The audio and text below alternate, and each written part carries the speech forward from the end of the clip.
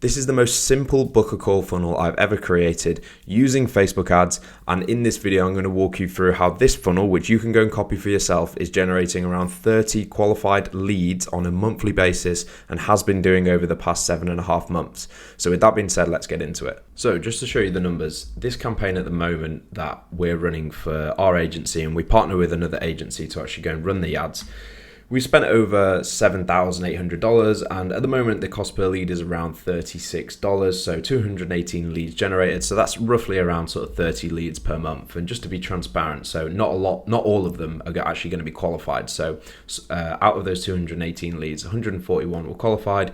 14 clients closed at a 10% close rate. So the average, I looked into this, so the research says that the average sort of close rate running B2B lead generation campaigns on Facebook and Instagram is around sort of 7 to 8%. So obviously this 10% close rate could be higher, but there's still a lot of active opportunities in the pipeline. So out of those qualified leads, some are yet to book.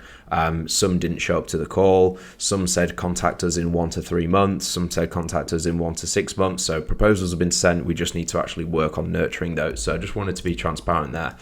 Now, the main benefit of actually using instant forms on Facebook, so if you're going to run a lead generation campaign and you're a B2B business, the main benefit of running instant forms are you can get a higher lead volume.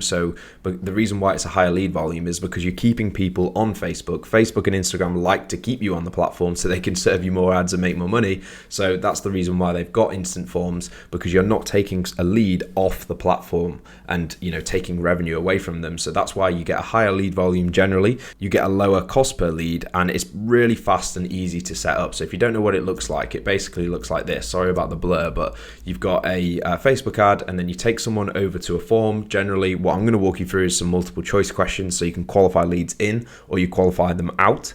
And then you basically collect their first name, phone number, email, whatever other sort of questions you want to know about them.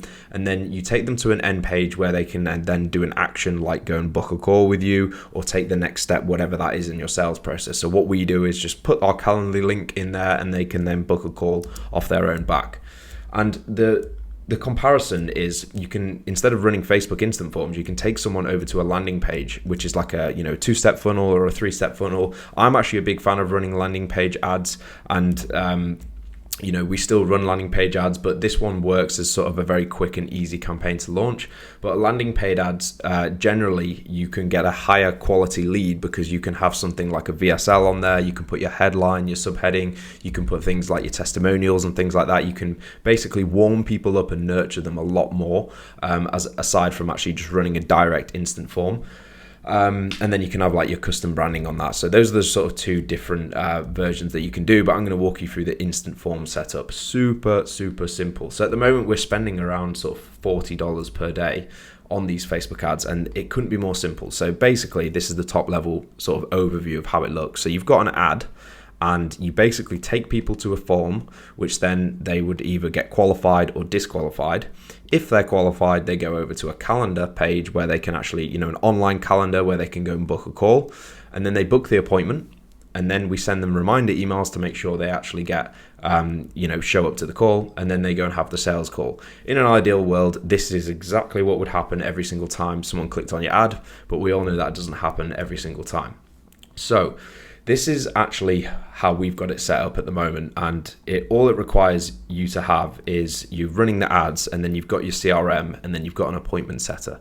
So if you don't even have an appointment setter or anything like that, you can obviously just go and do this yourself, but I'm just showing you how we've got it set up. So essentially, you've got various different ads, and this isn't a video where I'm going to talk about like how to structure the ads and the hooks and the copy and the positioning or anything like that. I'm just going to walk you through the flow.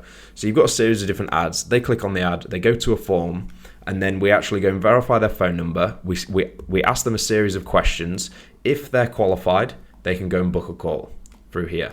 If they're not qualified, we basically close out the form on them. So then we tell Facebook, this person was not qualified, and we're not wasting our time letting them go and book a call because the form just closes out on them. So look, we just don't want to speak to these people. Only show us the qualified leads.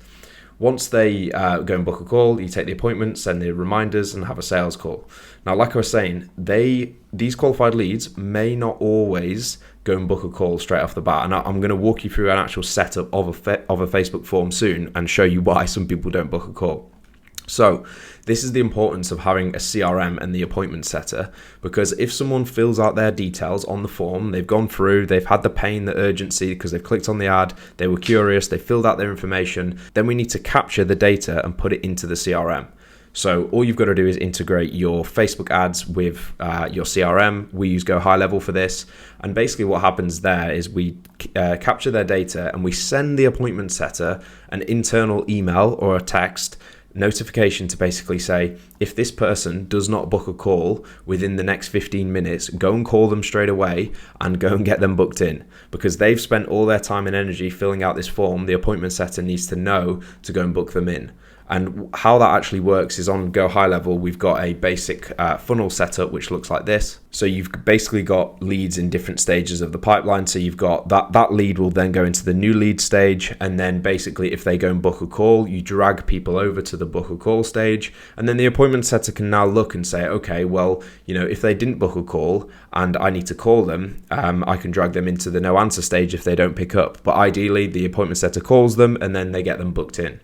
And then similarly, if they actually booked the call but didn't show up, then we drag them into this stage. Now the appointment setter knows, hey, I need to go and call them up to get them rebooked back in. And then you've got things like active follow-ups, had call, pending decision, won, and then you've got like call back in 1 to 3 months, and then close, lost, whatever. But this isn't a video explaining how to set up the pipeline. I just want to show you the sort of top line overview. So you've got that notification, and that's super important for the appointment setter to actually know to actually go and book these people back in, because you've spent dollars to actually go and capture someone's information. You're paying Facebook, you need to action those people, and they've got the pain. And the likelihood is, especially with instant forms, if you've not, because we can't really nurture people too much just by using instant forms, because we can't take them over to a VSL like before they've answered the questions, etc. A video sales letter. The likelihood is that person's probably clicked on multiple different ads which are similar to yours, because Facebook is so intelligent and it's feeding your ads to the same kind of people who are your ideal clients with other people who've got similar businesses to you. So the speed to lead here is super important. So that's why we've got the appointment setter here. And if you wanted to go an extra step as well, so as well as the reminder emails, you would have a series of nurture emails before they have that sales call. So let's say someone clicks on the ad on the Monday and you've got a sales call on the Friday. You could have 4 nurture emails to basically handle any objections that they may have about your product or service, or what you usually hear on sales calls.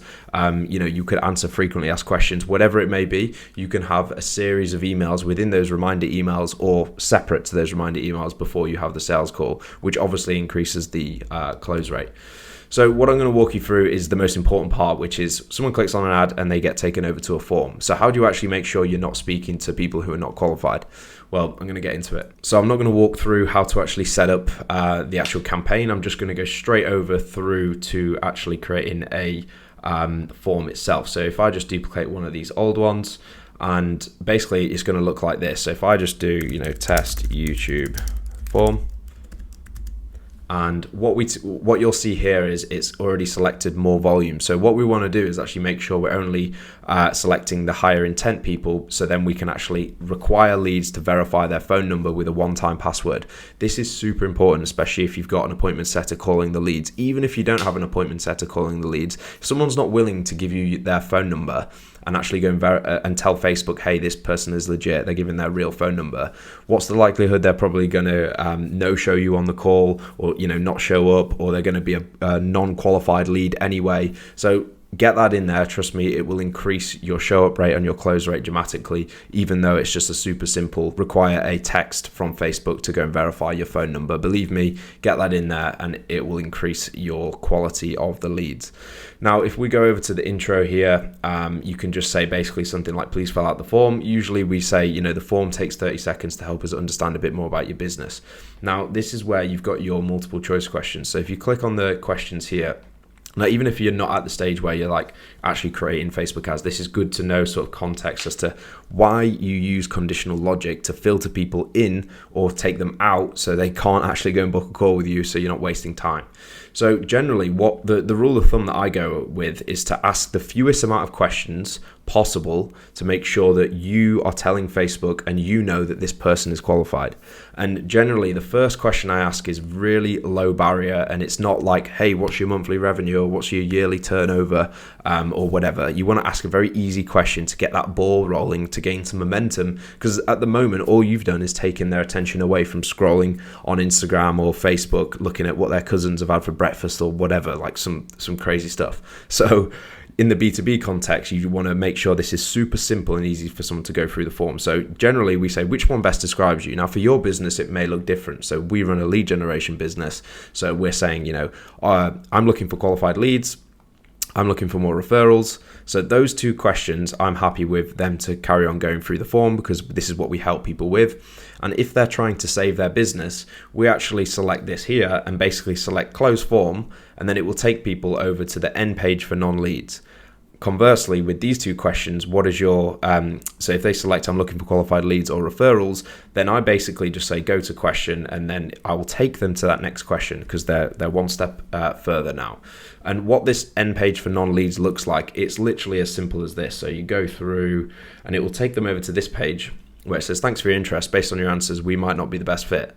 So, and then you can direct them over to something else. So at this one, we're directing people over to the website, or you can direct them over to like a downsell, something different. But the whole goal for this campaign is to generate qualified leads. So let's say they go on to the next question. Now you just want to think about a bit more of a in-depth question to go and qualify people. So what's your company's annual revenue? So you've got this question over here. So basically we're saying, is your revenue 100 to 200K, 200 to 500K, 500K plus? Good to go. You go on to the next question. So we just select the next question here. And then if they're under 100K, you can basically just say close the form. So again, we're just qualifying people in, or we're qualifying people out. I missed this question, but basically it says what's your average value per sale.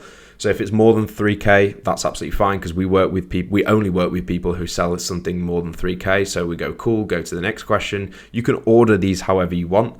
Generally, I have the lowest barrier sort of questions that are going to cause less friction at the start, and then the more juicier questions at the bottom. And then if we go through, what's your company's annual revenue? We just talked about that. And then the last question here is, what's your website URL? Now you can have whatever question you want, to be honest, but generally I like to, in the B2B space specifically, we like to ask what their company website is. So we want to make sure they put their website URL. One, because it makes it easier for us to do the research. And two, sometimes they won't give us their work email.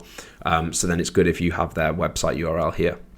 So if they are qualified, it's literally as simple as taking them over to the end page for leads, which basically looks like this. So book a call.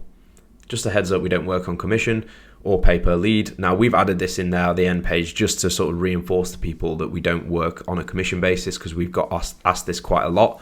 So we're just reinforcing that. And then people can literally just click that button there and then go and book a call, and it will take people over to a Calendly page.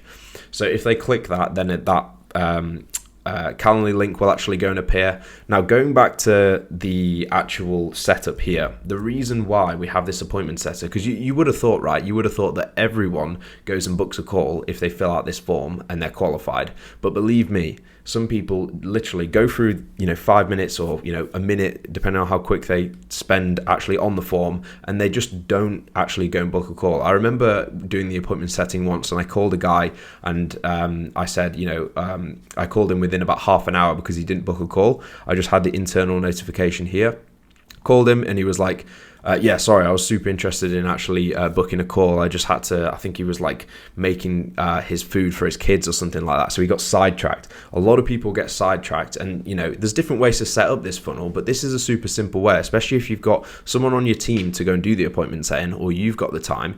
You just give them a call, or you send them an email, or you send them a text and say, hey, I noticed you didn't book a call. Looking forward to speaking to you about your lead generation. We've got all your information. Here's the link to go and book a call, or on the phone you just say, we've got available time slots on Tuesday or Wednesday.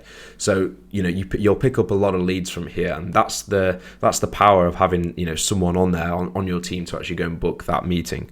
So it's not bulletproof in terms of, someone seamlessly goes through from ad to form to actually having a sales call. You're going to get people no-show. You're going to get people who can't even remember clicking on the ad. That's why you need to have some sort of nurture sequence before the sales call, so then they actually know who you are and they're nurtured a little bit more. But if you do want some help with your lead generation and you want to create a very simple book a call funnel, or you want to use cold outreach to go and generate leads for your B2B business, click the link in the description and it will explain how I can help you. I will see you on the next one. Peace.